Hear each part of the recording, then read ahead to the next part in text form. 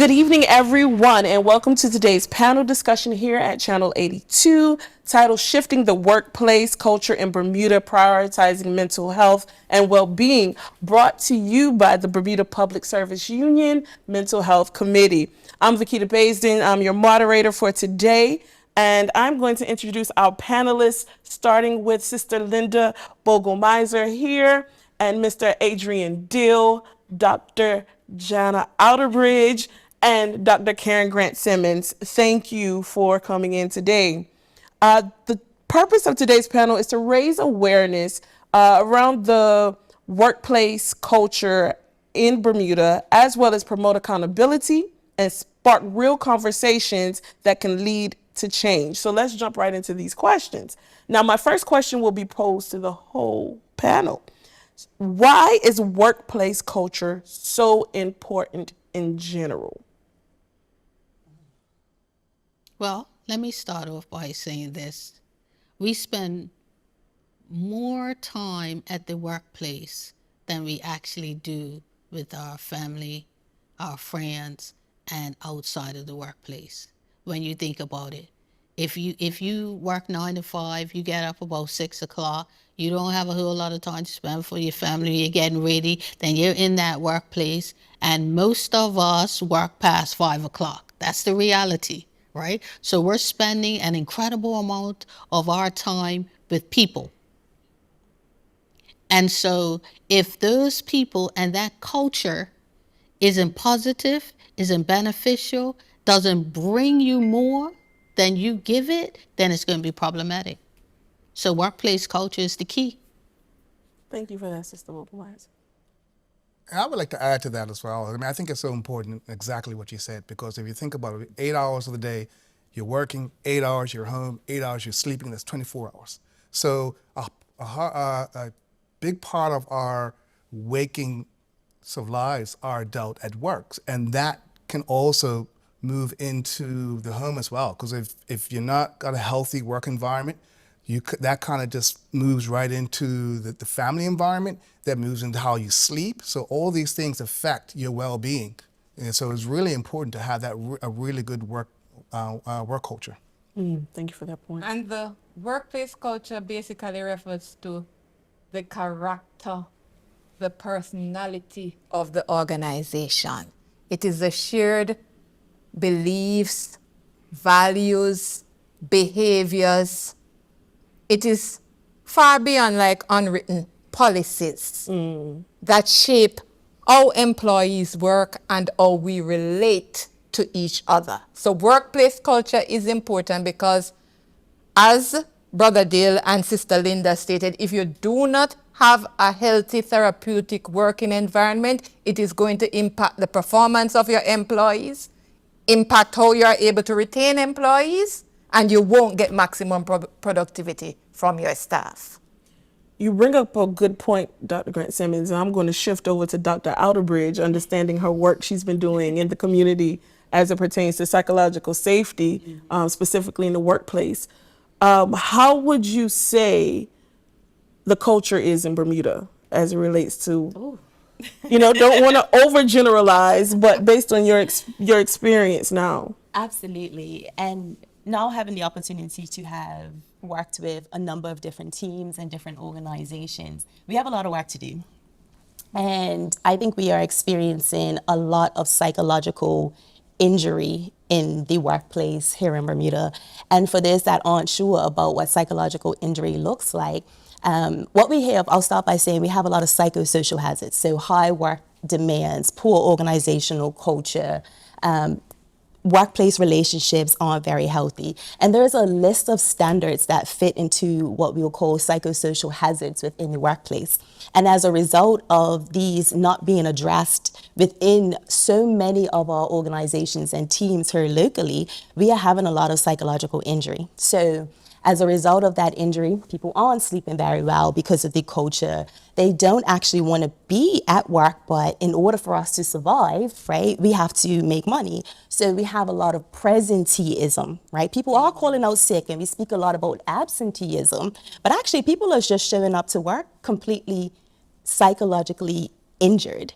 you know, and so we're having what we call presenteeism. I'm here, but you're not getting the best out of me, right? You're not maximizing the performance that's here. A lot more people, you know, there's 8 hours, you may be getting 3.5 out of people, and that's if, you know, so think about what that's doing financially. But there's a list of things that I think can trickle on to what's happening within the culture.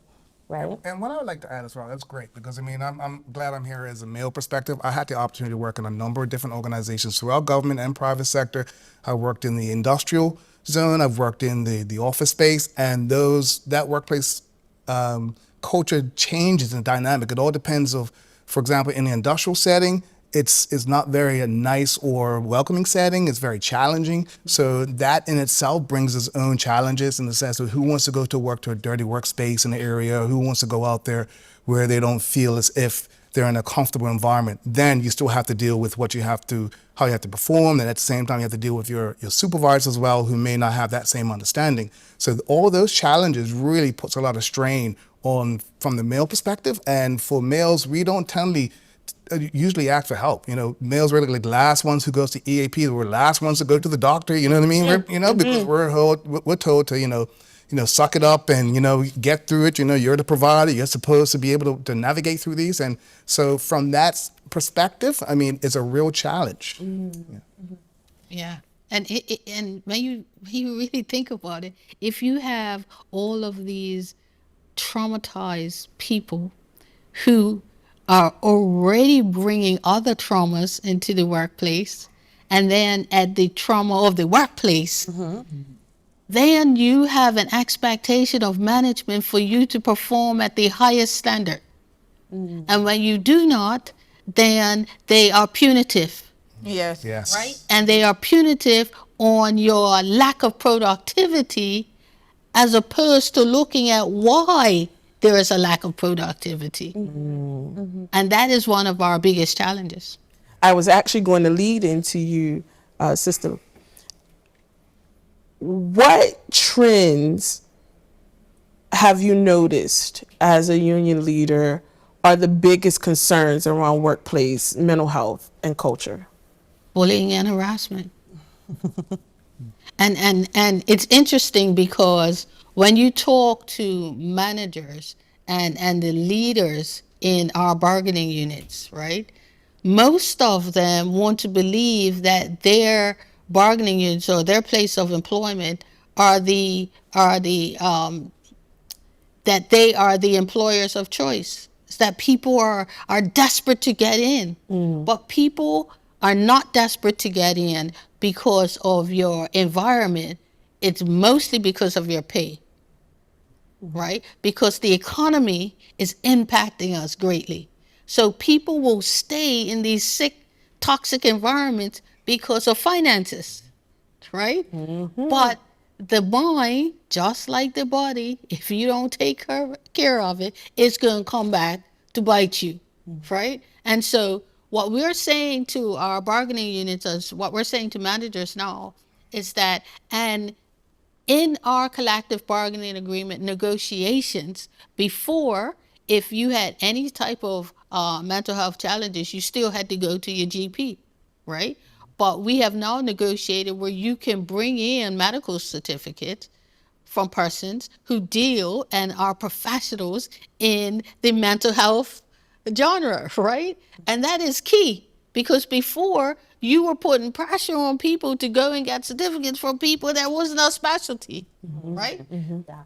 And so now that we have highlighted the mental health aspect of work and said to employers, said to our bargaining units, that you cannot be successful unless you look at the entire health of your employees. And it is a huge challenge, because if you have cultures where you have been really just thriving bullying and harassment, we're now asking people who are traumatized to help break that culture, and it's difficult. I would agree. So I'm just going to add to this, because I don't think a lot of people realize that they are bullies. Yes. I genuinely, and not, so not everything is bullying. So some of it is bullying. Some people are just mean.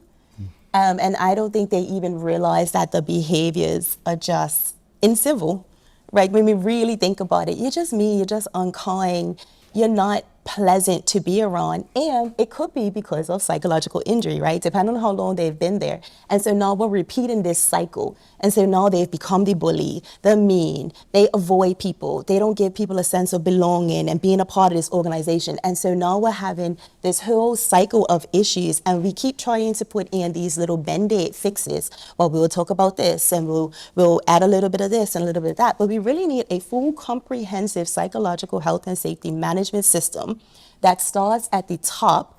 So the leaders actually have to be able to say, so we are putting these things into place, but are people really adhering to this? Do they, like, I think we need healing across the board that says you're being bullied, but yes, we may be able to go back and see, you tried to report this, you tried to get help in this area, and maybe it wasn't addressed appropriately. Because people do bring things up to the managers, and the managers do absolutely nothing about it, but they are, from what I understand, required to do something about it if someone comes by law and say, hi, I'm being bullied by this person, this is what's happening. They are supposed to address that. But are we even empowering them with the right tools and skills to know how to address it and to feel safe enough to say, these are the channels that we need to move forward with? To add to that, the other challenge you face, as she said, not many persons recognize that they are a bully. And there are some working environments will say that they have zero bullyism policy. However, that culture embraces bullyism. If I'm not a bully, I'm not seen as a good manager. Yeah, that's it. And that brings up a good point, because the fact is, like, a bully, they're not self-aware. They're not aware of that they are the bully. And, they'll come back and say, okay, now if you know any bullies, let me know. Like, and people are so afraid to say you're the one. You know what I mean? Because they tend to drive results. We are looking at the results, but we are not looking at the impact it is having on our employees. Exactly. So if we take all of this together, that kind of takes us to my question for you, Dr. Grant-Simmons, in how or what extent does leadership influence workplace culture? Well, for leaders set the tone and employees maintain the rhythm. So for leadership, employees are looking for you to be a mentor, to be a guide. So you have to demonstrate and display the behavior, and the employees will follow. So if you have leaders that is not leading with transparency, integrity, fairness, then that is going to trickle down to frontline staff. There won't be any trust in that organization. There won't be any safe psychological space where persons can say, I do not agree with this, I do not agree with that. There are some organizations that you have spies in every meeting. Or the meeting outside the meeting, right? The meeting after the meeting, right? Thank you. Can you believe what she just And said? I was going to ask you as well, Mr. Dill, because I know you're known to run some very successful teams. So how would you say your influence have created some of those opportunities to have team members who feel psychologically safe to come to you as a leader? It comes about ones that talk about emotional intelligence and emotional awareness. You have to not only be aware of yourself, but you also have to be aware of your employees and what affects them, and what you say and how that affects them.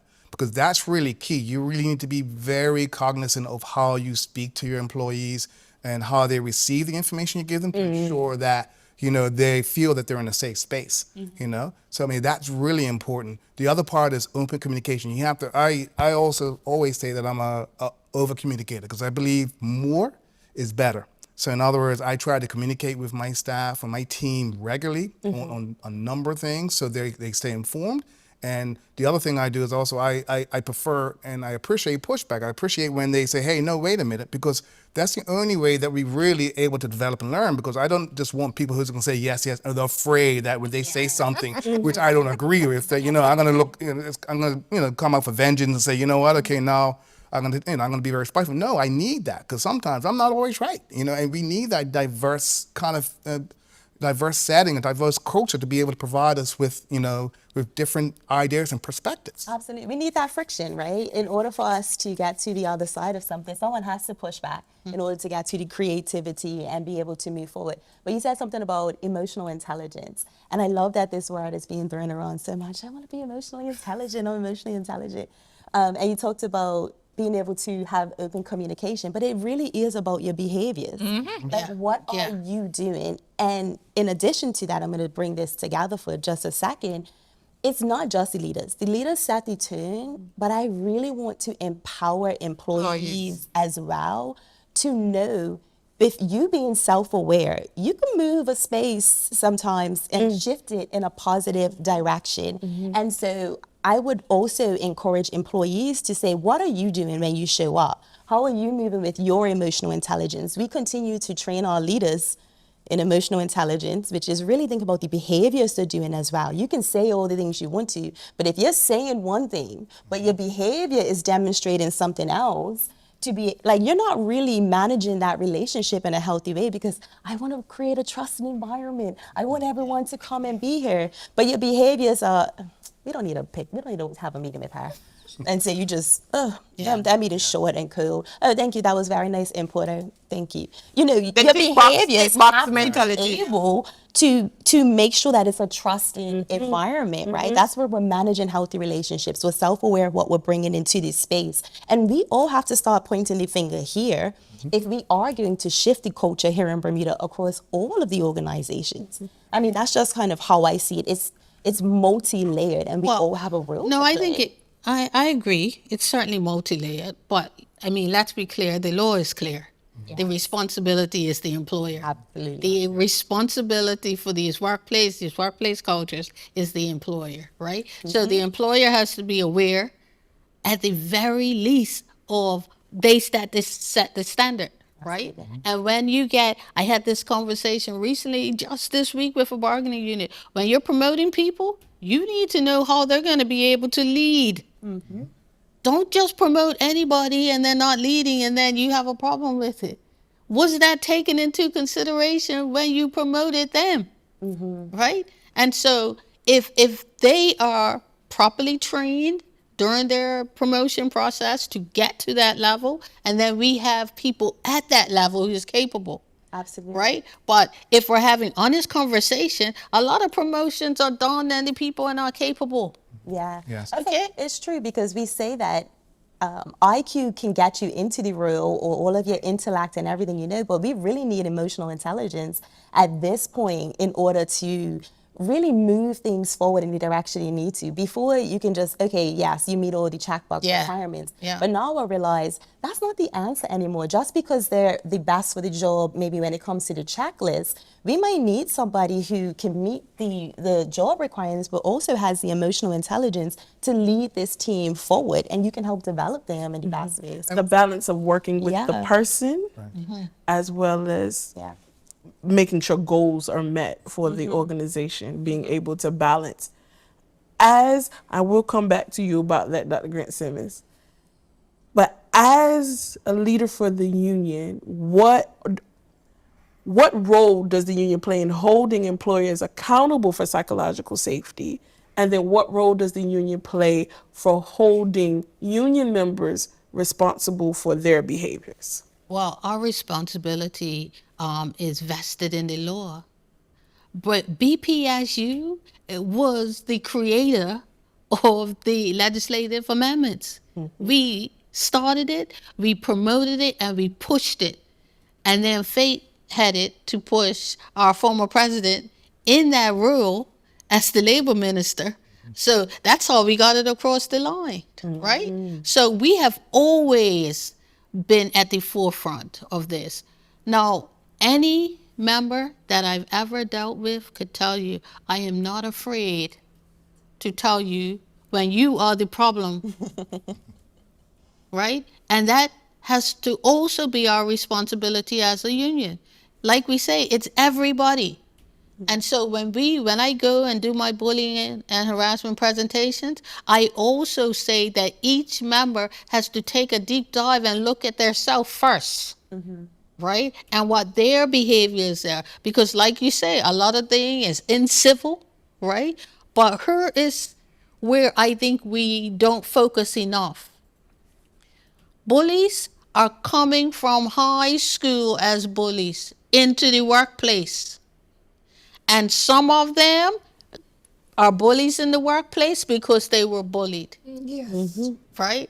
And some of them were bullies in high school, and now they're coming to the workplace, and now they're bullies with power. And abusing that power. And abusing that power. And so part of that is education, right? And at the end of my presentations, this is what I tell them. Now that you know, you have a responsibility to do better, right? So I've given you enough, and if you know, you identify, because listen, I was a bully. I had a xenophobic problem. I was raised with it, right? I only thought Jamaica was the West Indies. I never heard of any other countries. Everybody that came from the West Indies came from Jamaica. That's how we were raised. Nobody told us about the beautiful, wide, West Indies and all the countries that make up to the West Indies, right? And so it was only when I started this process that I said, oh, I'm the problem. But not only did I have to do the work, I actually had to be conscious to change my behavior. The self-awareness and insight. Yeah. So And a this is lot of what we're persons out there with nil leadership skills, nil insight. So, Mr. Dill, how would you manage someone with challenges with connecting the behavior and the self-awareness pieces? That's the hardest thing to do because sometimes you can't teach someone how to be self-aware. It's something that happens over time and they have to figure it out for themselves. I mean, you can identify as, hey, you could have done that differently. Hey, how do you feel that other person felt when you said that? But sometimes it doesn't click. That's one of the hardest things to do. And the thing is, for a leader, it's important for them to look at the organization and when they're hiring to ensure, okay, you might be the best person for the job, but are you the best person for this culture? You have to make that decision to say, I need to make sure what this team needs, not just the person who can do the work, but the person who can also be able to interact and work with the rest of the team. And I've had to make those decisions, and they're very tough decisions because you've got somebody who's excelling, who's perfect for the job, but okay, this is not what the organization needs. And this is where I think it always comes back to the leader to understand, okay, I'm not just looking for the best person, I'm looking for something which is going to be able to enable the culture. So it's not always just about the employee, it's about who the leader puts in that position to ensure that you have that really good workplace culture. And without insight, everybody else is the problem except me. Yeah. And it's a difficult market, though. Everybody else is the problem except No, it's a difficult job market out there right now, right? And so sometimes the list of candidates you have applying for jobs, That's true. you're like, but I gotta take somebody, right? And that's the reality of this. It's just, you're right. But you know what I do? I put it right back in the paper. I'm like, you know what? If that's not good enough, we're going to do it again. And we're going to, and say, you need to take somebody. I need to take somebody, but I'm not taking the wrong person. Thank you. Don't drink the poison just because you're thirsty, okay? That's important. Agreed. But after But all everybody the isn't making that decision. No, but after all the hard work that you put in to build that therapeutic working environment, it is not worth it to get that one person, one bad apple, that will spoil everything. Agreed. It is just not worth it.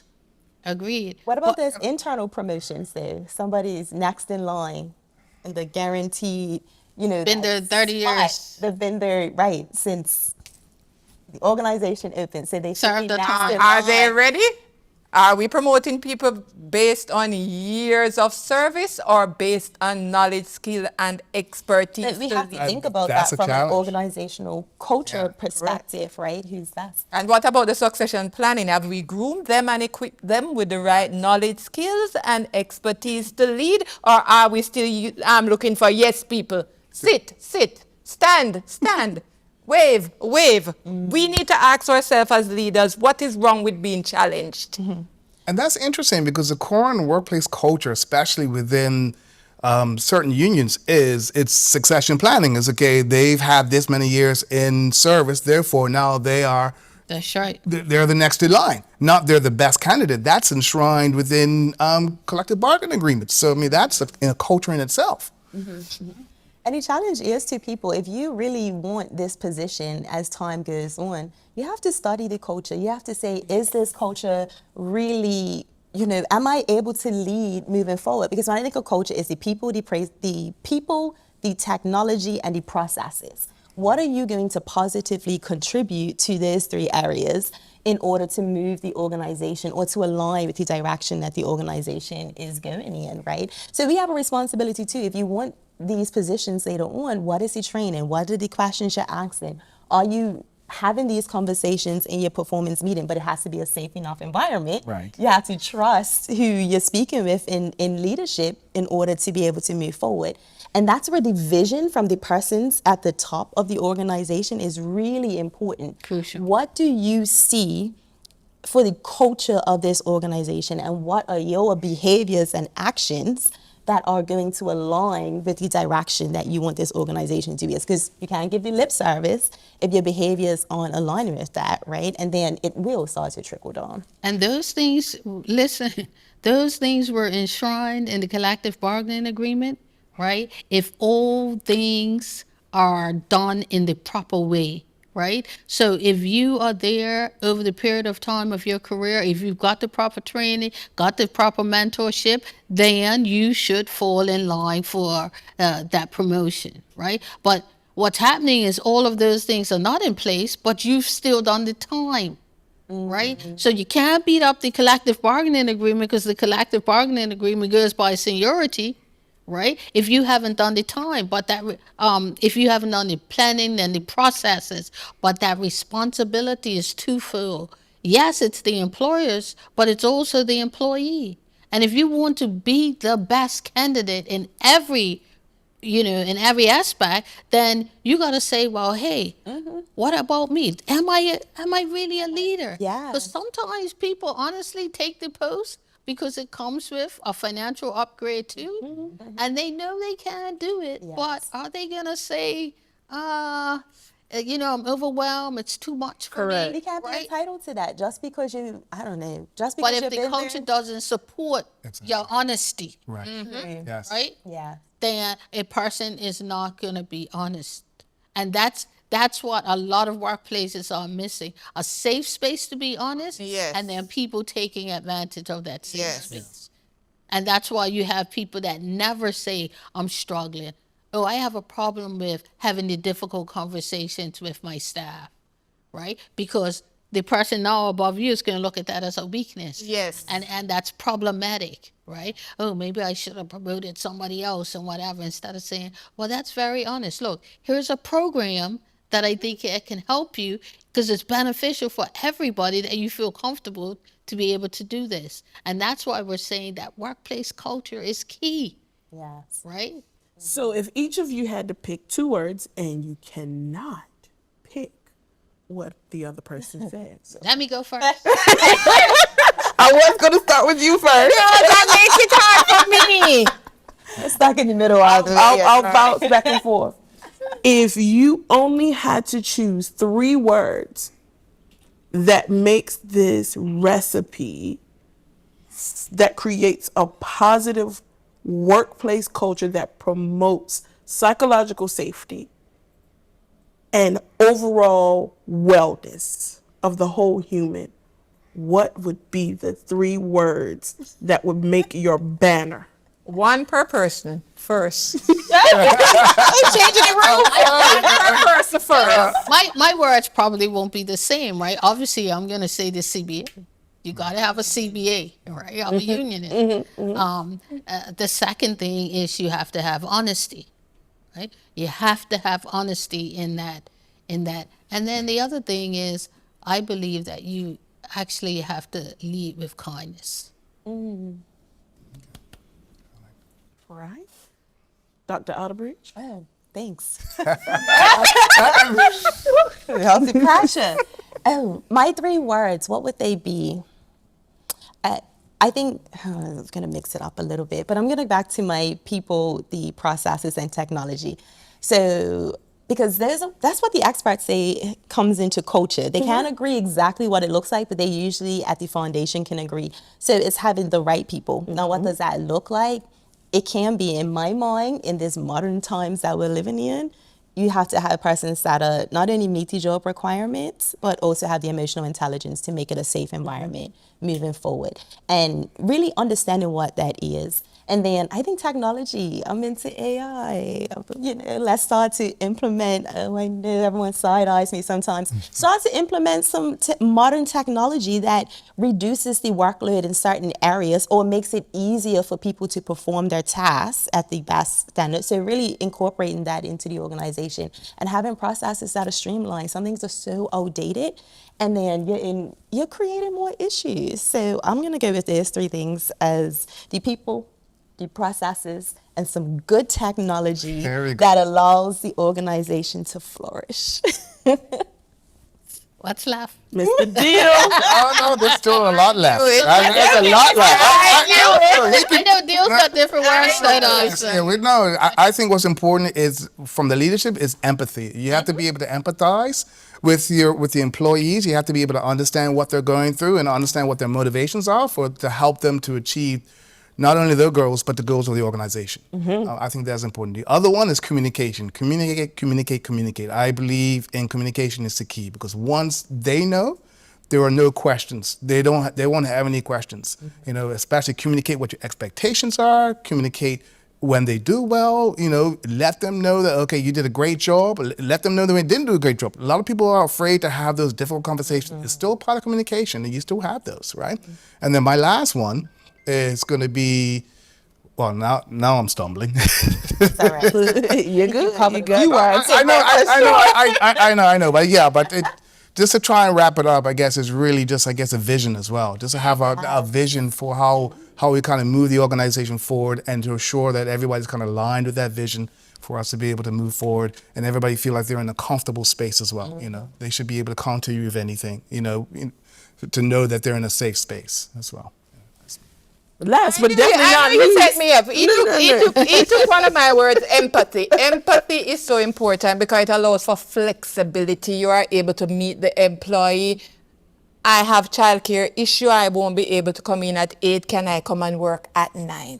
But since he went with empathy, I will say transparency. Leadership with transparency is important to build trust.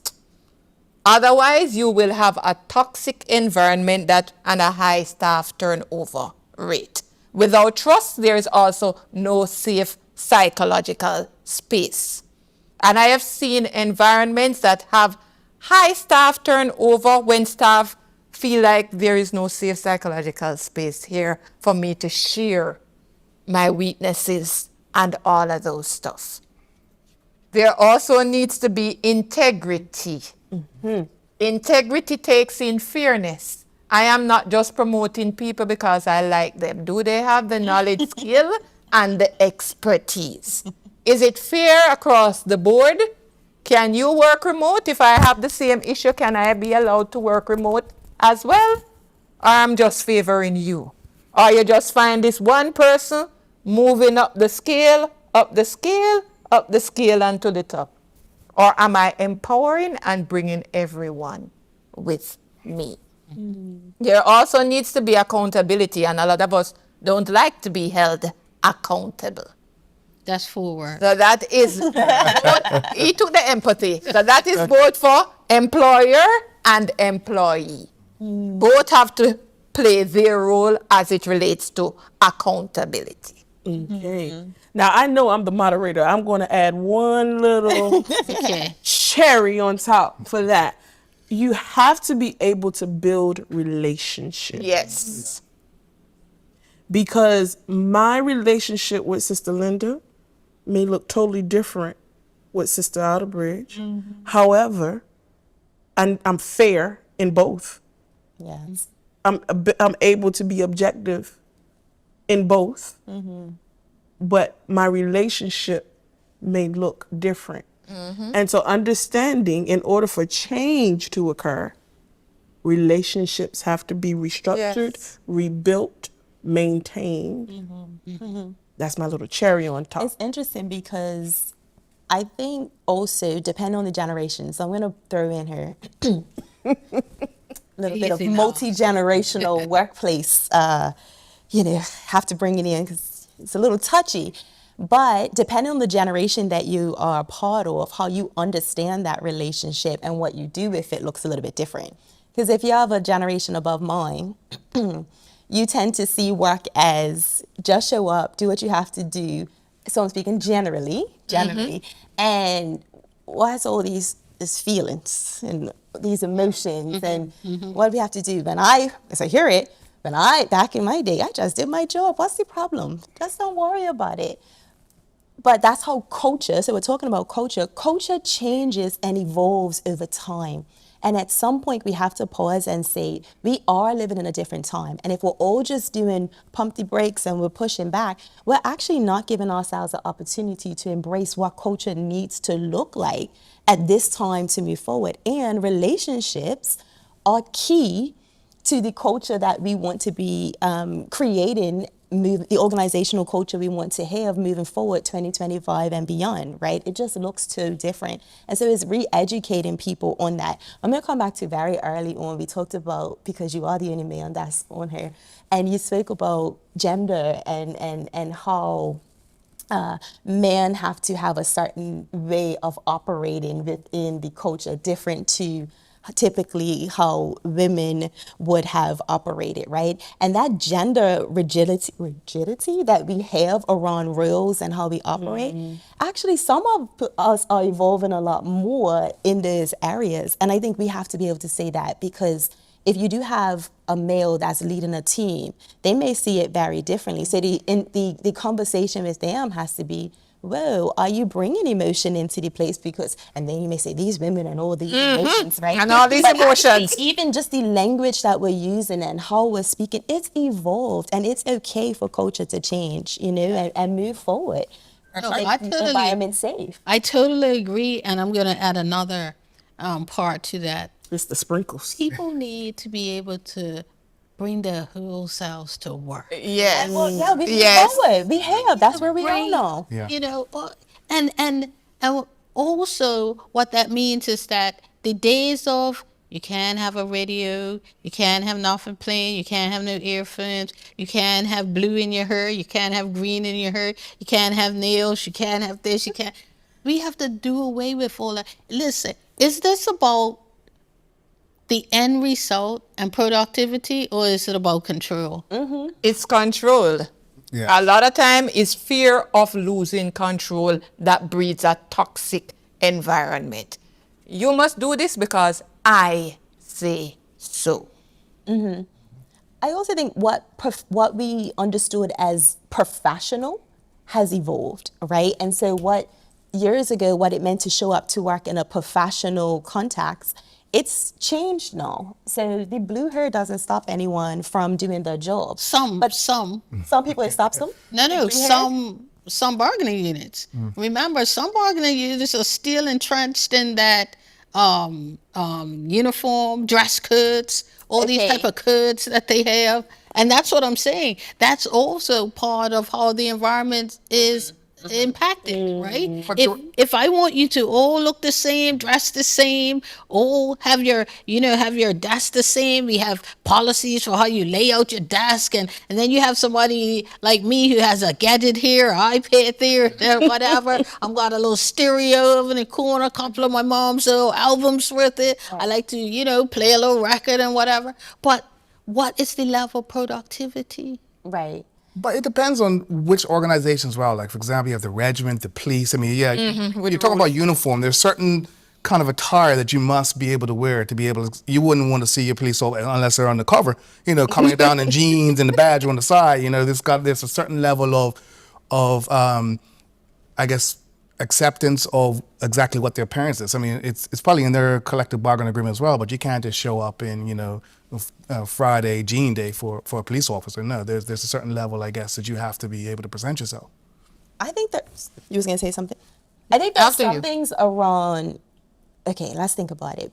There are some rules that, yes, maybe you probably aren't going to show up with your nails if you have to, touch me in some way, right? Yes, so right, there yeah. has to be some standard. Standards. I believe. Yeah. No problem. And we have to make sure that there's a cleanliness or whatever it may Safety be. I would- protocols. You know, There has to yes, be a there are reason for it, safety yes. protocols that have to be in place. I also wonder if we're stuck in some areas, that this isn't a safety issue. This is I just have always done it this way, and maybe control. And so I'm a little afraid of what that may mean if we make some changes. Will I completely lose control and everyone shows up one day in blue hair and now I'm uncomfortable?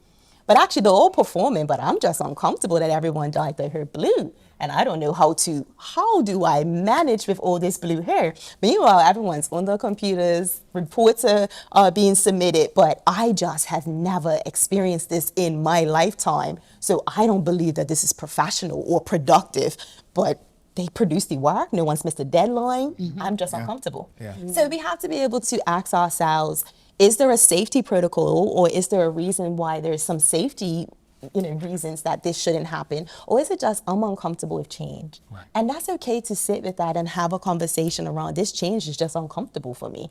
I've never seen it before. And what if I lose control and everyone still does the work, but they just don't look like how they used to, 10 years ago? What will I do with myself? Exactly. Right? Exactly. So I think we've heard it here, folks. Like, we have the recipe. So if I call it back out to you all, collective bargaining agreement, honesty, kindness, people, the right people, processes, streamlining, technology, AI, at least access to technology as well in general, empathy, communication. I'm just going to add effective communication. Yes. Having a vision, being transparent, having integrity, accountability, And respect for self and others.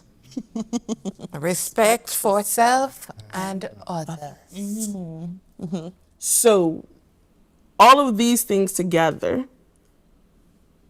is what would make a very healthy, psychologically safe space for not only just an employee, would you say also the employer? Yeah, absolutely. Yes. It's a win-win. Yeah. If that's what they want. Correct. Now, we've been, for the audience, we've been throwing around the word psychological safety. For those who may not know, Dr. Outerbridge, would you be able to actually just give us a quick layman's term of what psychological safety is? It's all about the way that we do things. So when we think of mental health, because I think sometimes people use it interchangeably, mental health is, how we manage our quality of life, how we're able to function and operate. But psychological health and safety is about the way the organization operates on a day-to-day in order to protect the mental health and well-being of its employees. How can organizations begin to identify as well as change the harmful aspects of the culture? We have to be able, one, collect the right data. And I know people think data and they start thinking graphs and things like that. But it could be sitting down and having a conversation. It could be letting people put in anonymous feedback. It could be so many ways that you can collect the right data, the information where your organization is saying, yikes, this isn't working, but this is working really well. Because I also want to know what's working well. Sometimes we'll always focus on what's not working well when we have a lot that we can build on to help create this psychologically healthy and safe environment, but we're focusing on everything that's not working well. So I would say start off by asking the right questions, collecting the right data, but following through on it. You have to do something with it, and it has to be strategic, it has to be meaningful, and you have to measure it over a period of time by way of going back and asking that question again. Have we made any changes in these last 6 months? What is the plan that we're putting in place? 5 years later, you can't just drop that. If we were working on it, we need to know where we are 5 years after we've started to make these changes. So that's what I would say is first. You have to know what your baseline is, what you're working with, and then you have to determine how do you move forward and getting everyone to buy into it. You know, everyone. You have to train your managers, yes, but you have to get your employees to buy into it. So if they need to start reporting more on incidents that are happening, we have to make it safe for them to start to report because we're changing the way that we operate, you know, across the board so that we can get the right information. I was listening to the Senate and Sister Lindsay was on there, and I thought she brought up a really good point. This was just the last one, and she said, if you don't speak up and say anything, no one ever knows what needs to change. So then we're actually just sitting there and we're kind of suffering, and we may have said something to someone before, or we said it to the wrong person who actually wasn't able to move it forward because now we're in a gossip culture. You have to report it to the right channels in order for it to start to be able to move and get the change. And I thought that was so important. So what about the culture that if I have a mortgage, I need to keep my mouth shut? That's real. I'm gonna tell you right now, that is real. Because I know that that is part of the culture here. I have heard it out of person's mouth. My mama Yes. told me if I have a mortgage, I better keep my mouth shut. But that's why we have.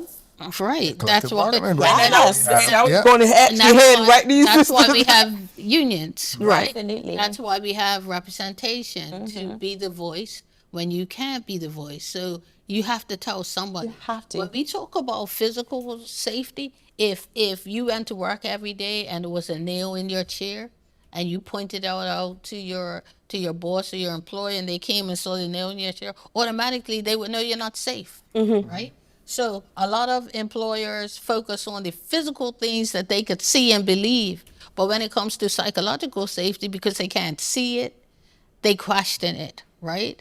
And they're not as enthusiastic to try to change that because they don't see the harm and the danger. Yes. Right? And so it's part of our responsibility as a union to point out those harms and dangers, but you as the employees, as our members, have to actually tell us. Right? So then that we can push to get it fixed the same way we would push to get that chair fixed, that door fixed, to make your environment safe. You also have to believe that you are entitled to that safety. And I feel like in some cultures, you need a champion. I think we need to find a way to have champions to be able to help with that. Because what I find sometimes, it's so fun. It's like I'll be in these leadership meetings and like, okay, well, your area has bullying. You need to address it now. But how do you know that the person you gave that to address isn't the bully, right? I'm like, I'm sitting in these meetings like, how do you know that person? Okay, I'm gonna fix that. If you do that one more time, it's gonna be recorded one more time. Yeah, you know. So we got to find some sort of champion to be able to help with that, because it's not going to help from bringing it back in certain leaders who may be the problem themselves. You probably need like a champion to be able to go out throughout various organizations where there are challenges to say that, okay, you know what, let's identify the problem. Let's see what we can do to be able to help people who may not be able to speak up because they're in that toxic environment where they know that there's going to be reprisal and there's going to be payback if they speak up. Because I have seen that. I've seen that where someone's spoken up, you know what I mean? And it's right back, 10 minutes later, straight back down into the office, door shut, and you just know, wow. And that's a huge problem for us as a union, because we can't be in the workplace with you. We can't walk around with you and protect you, right? But here's the thing. What makes unions effective and powerful is their membership behind them. So I might be the voice, but when it's not working, I need to be able to say, okay, well, me and my friends are going to come and speak to you. And this is like the employer. And when we come and speak to you, it's not just going to be me, but it's going to be all of my friends behind me. Because a lot of employers, they don't fear the consequences because they don't believe that you have the power to bring out your membership to support this, right? Which is why legislation is in place, right? But we still need the evidence to go to the minister to say, listen, this area right here, this bargaining unit, right, has a problem with bullying and harassment, right? And we have the evidence because we don't have to put names. I can We tell have you more than one person. we've had 15 cases and whatever, and we have to be able to push it, right? The reason why QP won their case with the airlines employees that were out, when the president of QP, when the government told him, you will go back to work, and he ripped up the order and chucked it in the air, is because thousands of people said, yeah, we're not going. Right? And so next thing, all of a sudden, it was agreement. We found a way to work out agreement. Right? But they knew that every day they were out, they were losing money. So they had to come up with a win-win. That is what unions do. That's the difference of unions. Because yes, if you want to be the champion in the workplace, and I am the holder of your contract, of your employment, well, your you know, mortgage. and That's another issue, threatening to say I will not renew your contract and all of those stuff. Also, to build safe psychological space, there has to be trust. As employers, we can't be saying one thing through this corner of the mouth and then something else through here. Not do as I say, but not as I do. We have to lead by example and we are adults, not children. So give adults information and let them decide, instead of feeling fearful of saying, no, we will have to streamline here, we will have to streamline there. Give them the information. Most time, there is no leadership with transparency that breeds a lot of toxic, non-therapeutic working environment. Persons are fearful, am I going to lose my job? Is this going to happen? Is that going to happen? Because they just do not trust. and these things are environment. real. Like Bermuda's job Very market real. is small, right? The job market is small. The economy is ratchet, right? and so when you're asking people to make decisions that can really impact their whole lives, right? They got children out in college, they got mortgages and all of these things, and so we get it. It's different that if you have to make this decision in the United States, well, I could just move to California and get a different job, right? So you hear people coming forward all the time because they are prepared for the consequences. Here, you don't have all of those options. That's why unity is important, and support of each other is important, because if you know you're in the workplace, it's the same thing. They want you to stay silent because it can continue. The same way if you have issues in the household and the families, if nobody talks about it, then it creates won't more be- victims, right? So Sorry.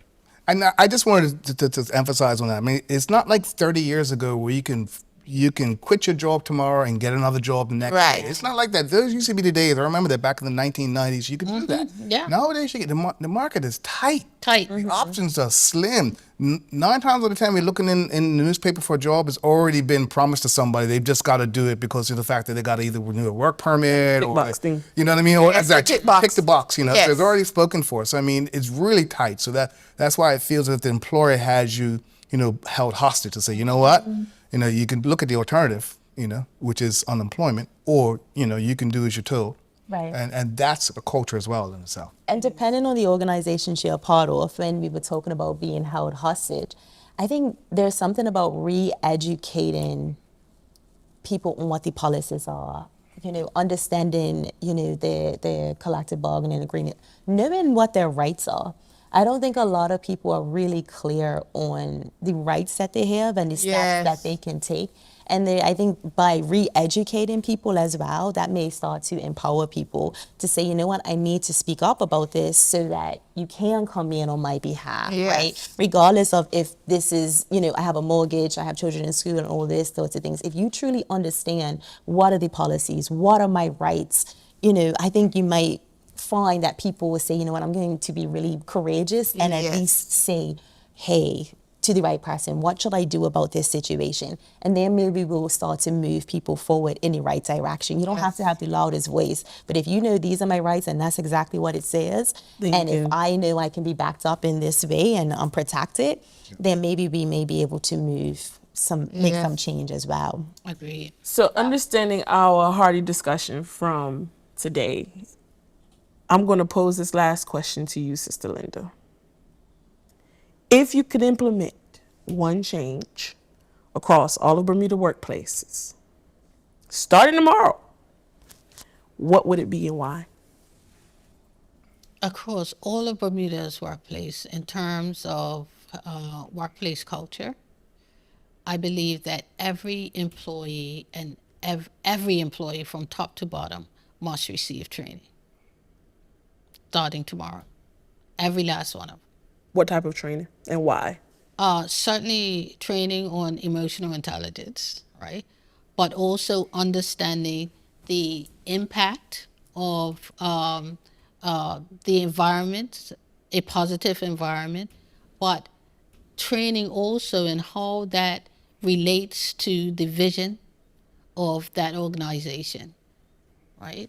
Because if that is not entrenched in the vision of that organization, they're not going to invest in it financially for the training. They're not going to invest in making physical changes, because that's the other thing we didn't mention, right? A lot of people are working in, oh, I can't say that word, but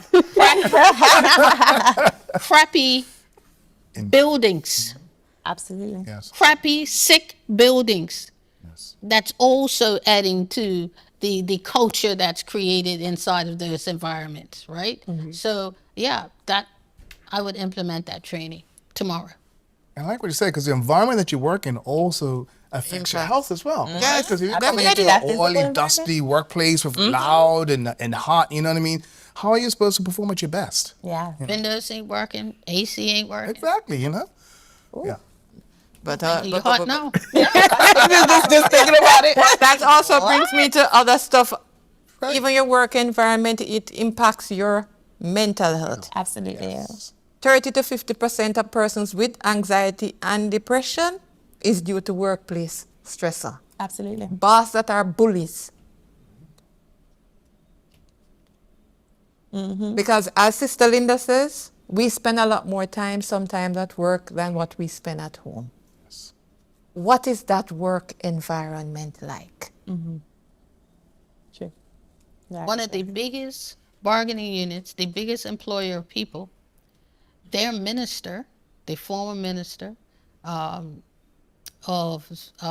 Works and Engineering, Colonel Birch, said that the vast majority of the government buildings are sick buildings. Yeah.